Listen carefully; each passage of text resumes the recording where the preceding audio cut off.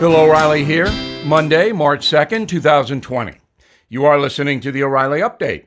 Here's what's happening today in America. Joe Biden wins the South Carolina primary. Pete Buttigieg ends his race for the White House. Mike Bloomberg plans 2,400 campaign events. New study on the real cost of the Democrats' Green New Deal. The coronavirus closes the most popular museum on the planet. Also, chaos within the Democratic Party. Why? But first, former Vice President Biden easily won the South Carolina primary on Saturday, beating Bernie Sanders 48% to 20%. Black voters overwhelmingly supporting Mr. Biden.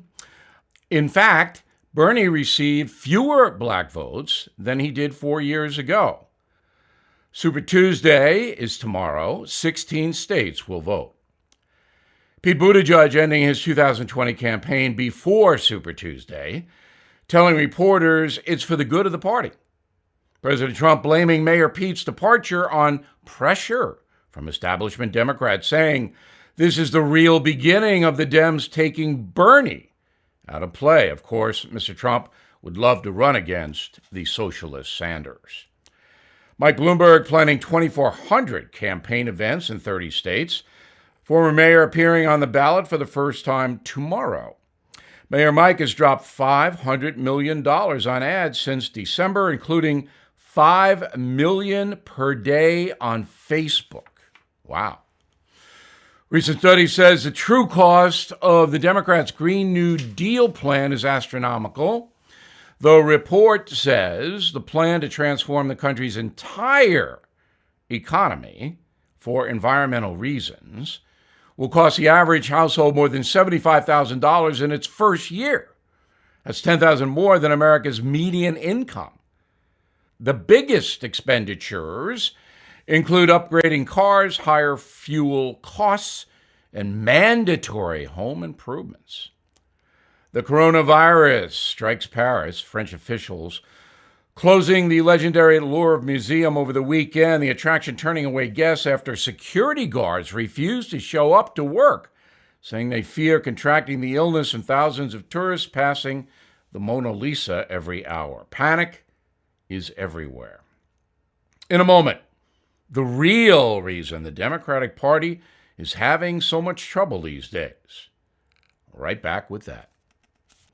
You've been hearing about gold all over the news. Prices continue to climb. Not surprising, given all the warnings of a recession and the uncertainty of the upcoming election.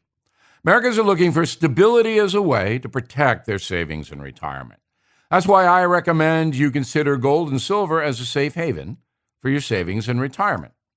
The company I recommend and have for years is American Hartford Gold Group. They are A+ rated with the Better Business Bureau. Also, they make it simple and easy for you to invest in physical gold and silver. If you're listening right now, you get a free silver coin from my friends at American Hartford Gold Group. All you have to do is give them a call, 877-444-GOLD, 877-444-GOLD. Call them now to claim your free silver gift for a limited time and tell them Bill sent you. Or visit them online at www.billfreecoin.com. Again, that's 877-444-4653 or billfreecoin.com. Time now for the O'Reilly Update message of the day. Trouble in the land of the Democrats. But why? As America emerged victorious after World War II, an era of unity swept the country. Then television arrived, causing a cultural unification of the American people. Everybody knew who Ed Sullivan was. The Bonanza Boys, Mary Tyler Moore, the Fonz, all had national recognition beyond anything ever seen. On the radio, the same pop music was played on AM stations all across the land. And with the arrival of Motown, African-American entertainment finally went mainstream. In addition, black sports figures like Willie Mays and Bill Russell were admired from coast to coast. The word united really was appropriate in the culture and to a lesser extent in the accepted view of how the country should be run. Now all of that is gone. America is no longer a united assortment of states. We have devolved into tribalism because of technology. Our handheld devices allow us to think small, to pursue our self-interest constantly with others who like what we like. Stamp collecting, hunting, fitness, finance, sports, religion. If you want to lose yourself in a specific world, you can easily do it, and you don't even have to leave the house. Thus, our common culture is vanishing. No longer does entertainment or education or even faith bind us together. So the question becomes, how can a nation made up of millions of self-absorbed tribes govern itself? There is little prevailing national interest anymore. We're all in this together has vanished. It has been replaced by, where's what I want? Tribalism extends to politics, of course, and we are vividly seeing that in the struggles of the Democratic Party. Bernie Sanders could not have happened even 10 years ago. Democrats were happy with their liberal but conventional leader, Barack Obama, a man who won the presidency while opposing gay marriage and espousing other traditional beliefs. Today, you cannot even run as a Democrat if you don't embrace gay nuptials or support late-term abortion. But some moderate Democrats do remain. However, they are being eclipsed by traditional liberals, far-left progressives, and the socialist communist element. The Democrats are now divided into tribes. Some love Bernie, others support Bloomberg. South Carolina Dems rallied for Biden. But these men share little common ground and are propelled by the tribes that promote them, not a central party.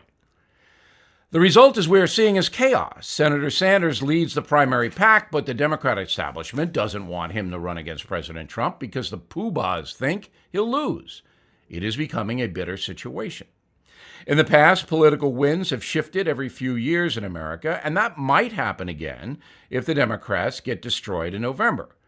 But what will never happen again is a spirit of e pluribus unum, out of many one. High tech has rendered that motto obsolete. So we need a new slogan, perhaps something like, "In tribes we trust." I'm Bill O'Reilly, and I approve that message by actually writing it. For more news analysis, please visit BillO'Reilly.com, where you can actually see me. In a moment, something you might not know. A lower mortgage rate means much more than a lower monthly payment. It also means the potential for tens of thousands in long-term savings. So please do me a favor, look at your rate. If it is not in the threes, you need to pick up the phone and call my friends at American Financing for a free mortgage review.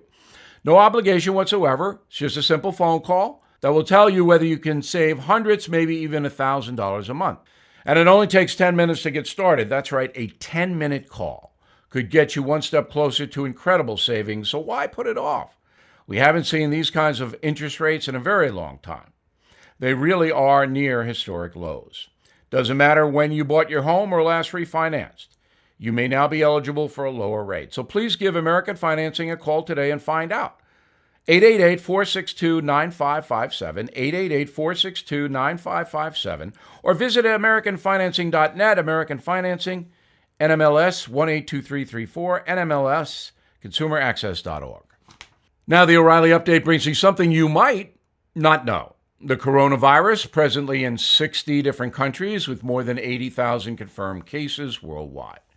To stop the spread, the Chinese government, where the disease originated, has issued travel restrictions for nearly 800 million people, the largest health initiative in human history. For the folks worried about the stock market or their personal safety, it's important to remember the USA has a long history of medical emergencies dating back all the way to the Revolution. Philadelphia, 1793. Yellow fever kills 1/10 of the city's entire population in less than 24 months. It was so dangerous that Congress temporarily got out of Philly. Freezing temperatures eventually killed the mosquitoes spreading the disease. In the 19th century, New York City population doubled every 10 years, but the infrastructure couldn't handle that. Dirty water led to 3 cholera outbreaks. In the summer of 1832, 3,000 people died, and more than half the city's population was forced to evacuate. In the early 1900s, the country experienced the first large polio epidemic. The disease struck 40,000 people, killing 9,000. Dr. Jonas Salk developed a vaccine in 1952, and by 1960, there were only 100 reported cases of polio in the USA. By the way, President Franklin Roosevelt was a polio victim. Next, the Spanish flu. More than 650,000 Americans would die after the outbreak began in 1918. Between the flu and World War I, American life expectancy dropped 12 years in just 12 months. Finally, HIV and AIDS. The disease garnered national attention during the 1980s. The illness sparked a nationwide panic, promoting a temporary ban on blood donations and transfusions. To date, more than 650,000 people have died from AIDS-related illnesses in America. And here's something you also might not know. While the media is quick to push panic on the coronavirus, pharmaceutical companies are already working on a vaccine. Human trials begin next month. It's one of the quickest turnarounds in medical history. Back after this. As we begin 2020, let's think about what that means. It's a crucial election year, but 2020 also means perfect vision, which means it's time to look clearly and realistically into your future. Because even if you're relatively healthy now, you or your spouse may soon need to pay for expensive medical care. The good news is, if you are age 75 or older and own a life insurance policy worth $100,000 or more, We Buy 75 is waiting to appraise it free and help you convert it into more cash than you've ever dreamed possible. Please call 844-WE-BUY-75 or visit WeBuy75, You'll never have to pay a life insurance premium again. There's no better feeling than having all the cash you need. And for the fun stuff, you've got it. You've seen and heard about We Buy 75 on TV and radio. So please call 844-WE-BUY-75 or visit WeBuy75.com today. Thank you for listening to the O'Reilly Update. I am Bill O'Reilly. No spin, just facts, and always looking out for you.